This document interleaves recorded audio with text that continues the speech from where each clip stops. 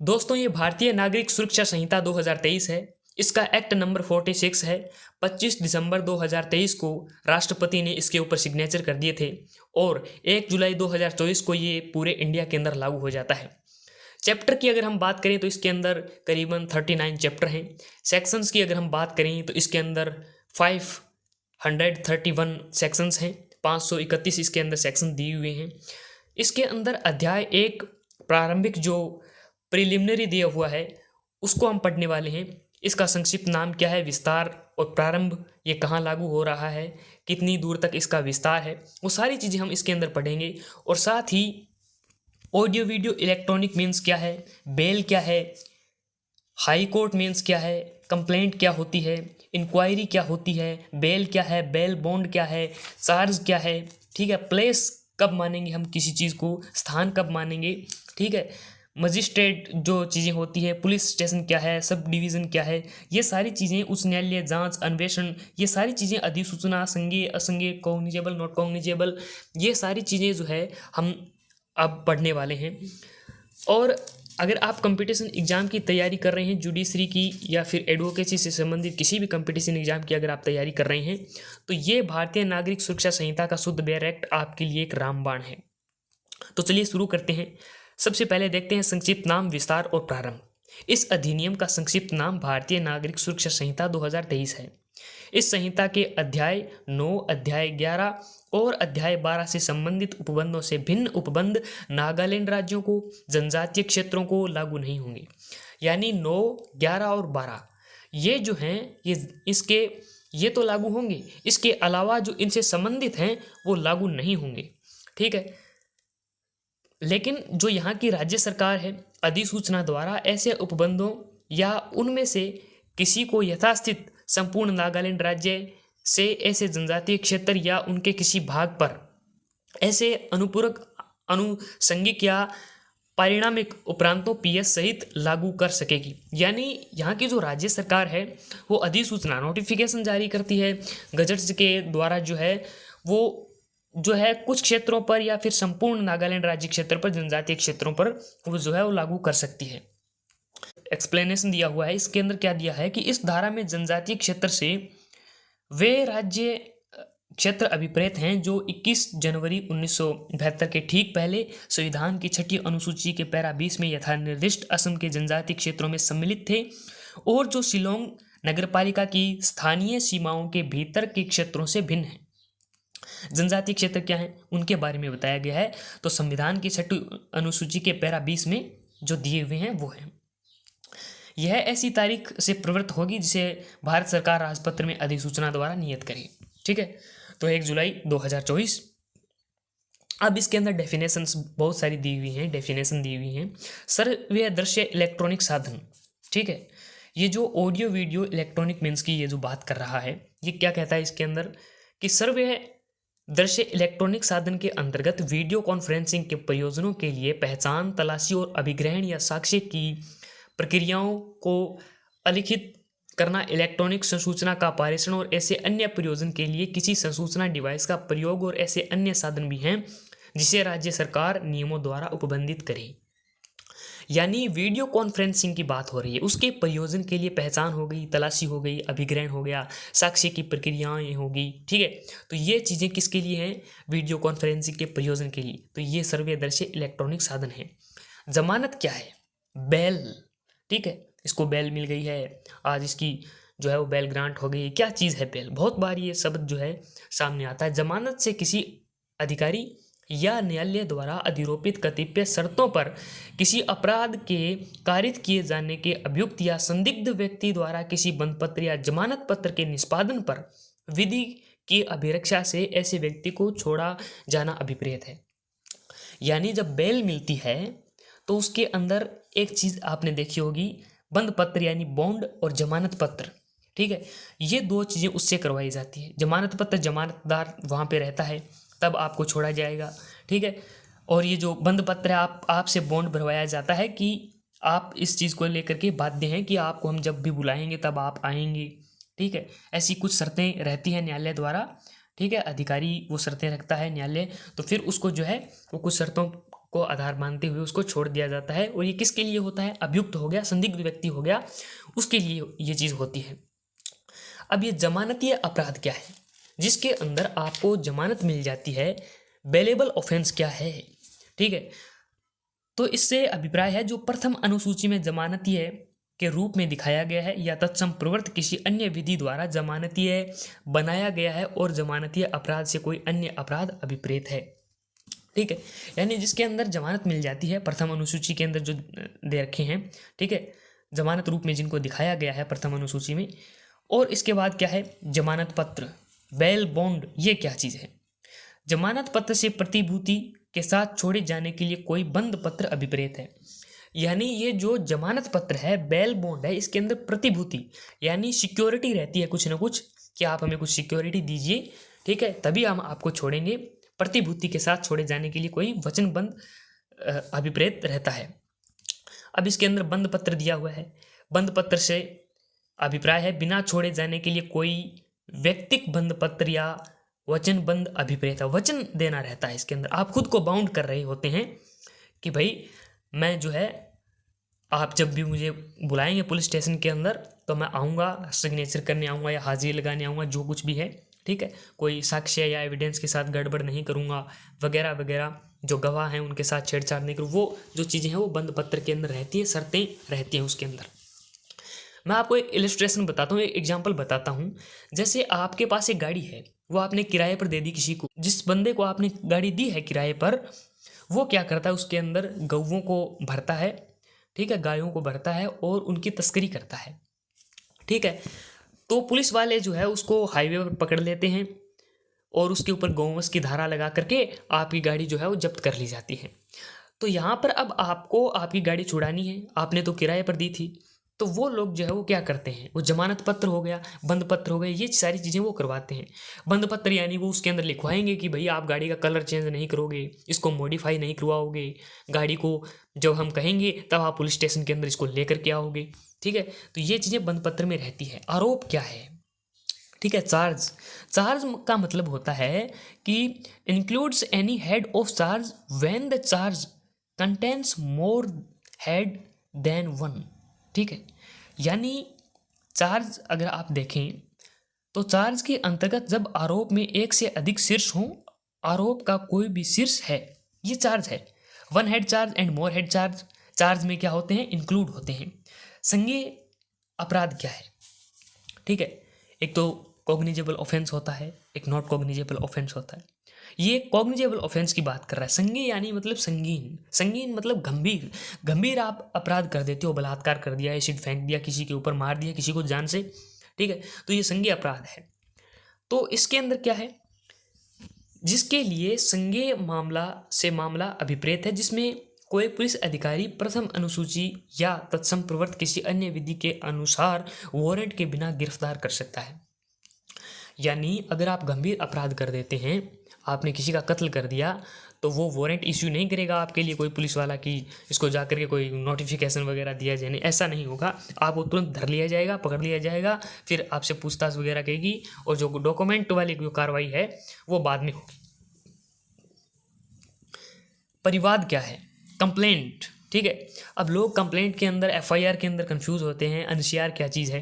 तो ये देखिए, परिवाद, अब मजिस्ट्रेट के पास जब जाते हैं तो वहाँ पर कंप्लेंट दर्ज होती है, परिवाद दर्ज होता है, ठीक है। आप शिकायत वहाँ पर दर्ज करवाते हैं, वो होती है परिवाद।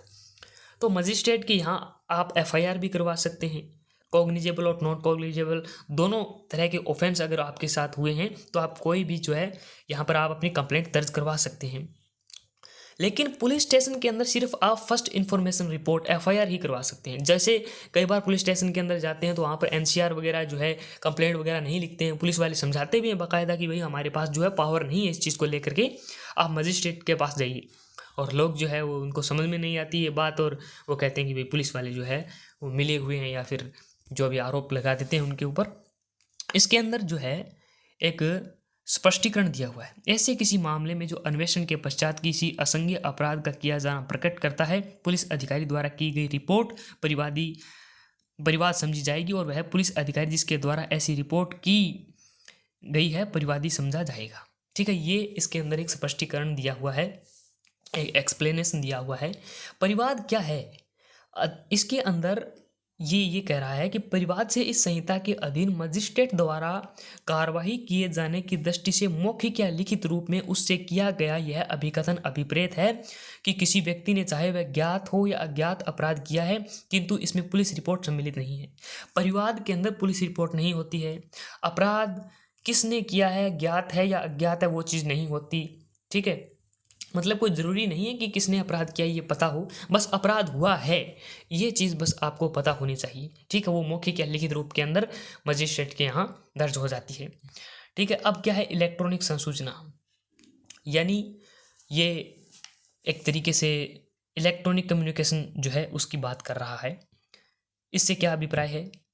किसी इलेक्ट्रॉनिक डिवाइस जिसके अंतर्गत टेलीफोन, मोबाइल फ़ोन या अन्य बेतार दूरसंचार डिवाइस या कंप्यूटर या सर्वेदृश्य प्लेयर या कैमरा या कोई अन्य इलेक्ट्रॉनिक डिवाइस या इलेक्ट्रॉनिक प्रारूप जो केंद्रीय सरकार द्वारा अधिसूचना द्वारा विनिर्दिष्ट किया जाए सम्मिलित है के साधन द्वारा किसी लिखित, मौखिक, सचित्र सूचना या वीडियो अंतर्वस्तु की संसूचना अभिप्रेत है, जिसे चाहे किसी व्यक्ति से अन्य व्यक्ति को या एक डिवाइस से किसी अन्य डिवाइस को या किसी व्यक्ति से किसी डिवाइस को या किसी डिवाइस से किसी व्यक्ति को पारित या अंतरित किया जाता है। ठीक है, मतलब डिवाइस है, आपके पास फ़ोन है, फ़ोन से आप व्यक्ति को भेज रहे हैं, व्यक्ति जो है वो डिवाइस के अंदर चीज़ें डाल रहा है। ये जो चीज़ें हैं, टेलीफोन हो गया, मोबाइल हो गया, दूरसंचार की जो डिवाइसें हो गई, ठीक है, मौखिक लिखित सूचना के अंतर्गत ये चीज़ें आती हैं। उच्च न्यायालय से अभिप्रेत है।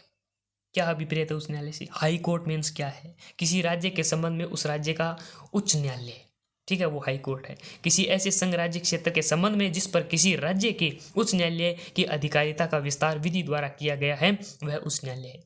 मतलब विधि द्वारा अगर विस्तार कर दिया जाता है उसका, ठीक है, तो वो उस राज्य के अंदर उच्च न्यायालय माना जाएगा। किसी अन्य संघ राज्य क्षेत्र के संबंध में भारत के उच्चतम न्यायालय से भिन्न उस संघ राज्य क्षेत्र के लिए दांडिक अपील का सर्वोच्च न्यायालय, जो दांडिक अपील का सर्वोच्च न्यायालय है उस क्षेत्र के अंदर, वो क्या है, वो उच्च न्यायालय माना जाएगा। ठीक है, और अब इसके बाद जो है कई चीज़ें इसके अंदर और परिभाषाएं दी गई है। जांच क्या है, इंक्वायरी क्या है। ठीक है, इंक्वायरी को अगर हम देखें तो ये जो ट्रायल जो है, विचारण जो है, इससे अलग होती है, डिफरेंस रहता है इनके अंदर। जांच से विचारण से भिन्न है। ऐसे प्रत्येक जांच अभिप्रेत है जो इस संहिता के अधीन किसी मजिस्ट्रेट या न्यायालय द्वारा की जाए। मजिस्ट्रेट करेगा, न्यायालय करवाता है। क्या जांच विचारण से क्या होगी, अलग होगी, डिफरेंस रहेगा। अन्वेषण के अंतर्गत वे सब कार्रवाइयाँ हैं जो इस संहिता के अधीन किसी पुलिस अधिकारी द्वारा या किसी भी ऐसे व्यक्ति मजिस्ट्रेट से भिन्न द्वारा, जो मजिस्ट्रेट द्वारा इस निमित्त प्राधिकृत किया गया है साक्ष्य एकत्र करने के लिए। मजिस्ट्रेट जो है वो कहता है किसी को साक्ष्य एकत्र करने के लिए, एविडेंस कलेक्ट करने के लिए, और पुलिस अधिकारी उसके अंदर आ जाता है, पुलिस ऑफिसर आ जाता है। ठीक है, अन्वेषण से अंतर्गत ये सब कार्रवाइयाँ रहती हैं। अन्वेषण यानी ये इन्वेस्टिगेशन की बात कर रहा है यहाँ पर। इन्वेस्टिगेशन अन्वेषण है, विचारण जो है ये ट्रायल है, और जो इंक्वायरी है वो जांच होती है। स्पष्टीकरण इसके अंदर दिया हुआ है, जहां किसी विशेष अधिनियम के उपबंधों में से कोई भी इस संहिता के उपबंधों से असंगत है, वहां विशेष अधिनियम के उपबंध अभिभावी होंगे।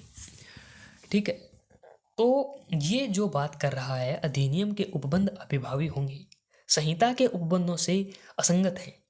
ठीक है, ये जो संहिता की बात कर रहा है, भारतीय नागरिक सुरक्षा संहिता जो है वो लागू होने की ये बात कर रहा है, उसी के उपबंधों से असंगत है, वहाँ विशेष अधिनियम के उपबंध अभिभावी होंगे। विशेष अधिनियम जो स्पेशल जो बात कर रहा है, स्पेशल लॉज, उनकी बात ये कर रहा है।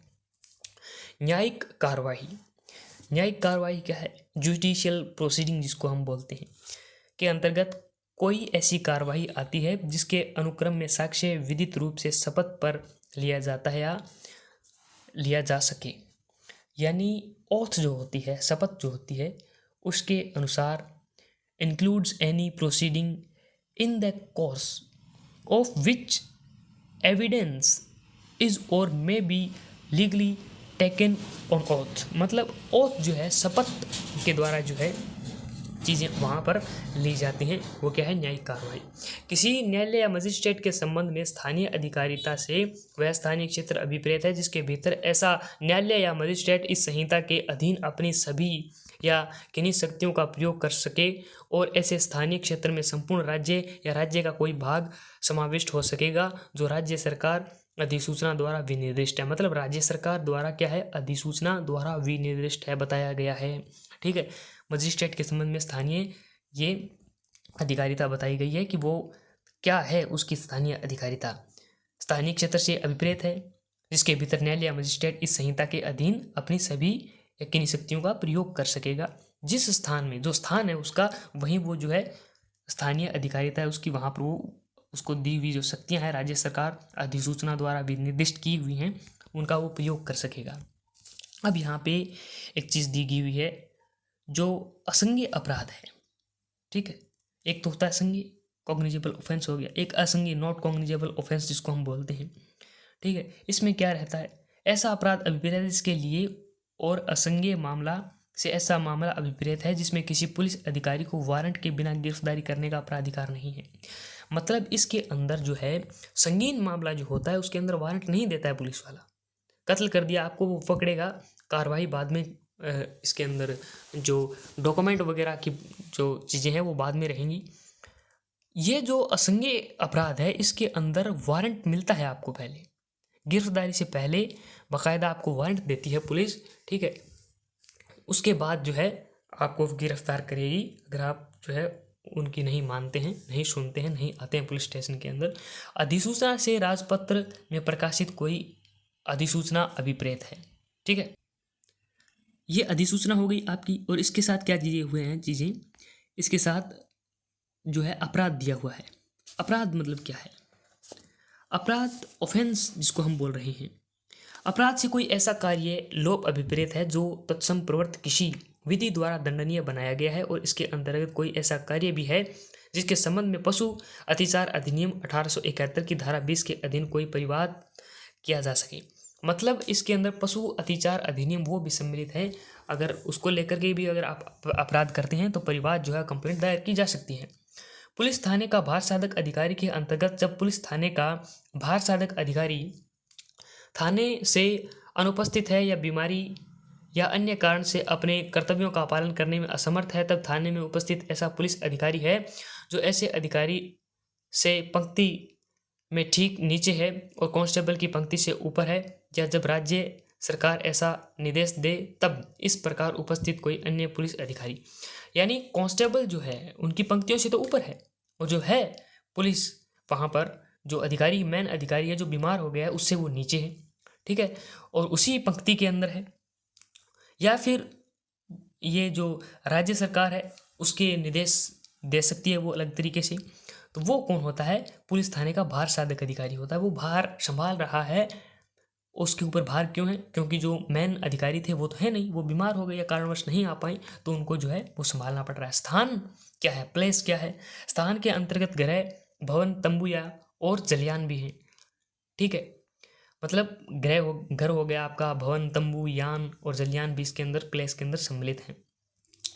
पुलिस रिपोर्ट से भी पुलिस अधिकारी द्वारा धारा 193 की उपधारा 3 के अधीन मजिस्ट्रेट को भेजी गई रिपोर्ट अभिप्रेत है। पुलिस रिपोर्ट क्या होती है, जो मजिस्ट्रेट को भेजी जाती है, किस धारा के अंतर्गत, तो 193 के अंदर जो भेजी जाए मजिस्ट्रेट को वो पुलिस रिपोर्ट है। ठीक है, पुलिस थाना से कोई भी चौकी स्थान अभिप्रेत है जिसे राज्य सरकार द्वारा साधारणतया या विशेषतया पुलिस थाना घोषित किया गया है, और इसके अंतर्गत राज्य सरकार द्वारा इस निमित्त विनिर्दिष्ट कोई स्थानीय क्षेत्र भी है।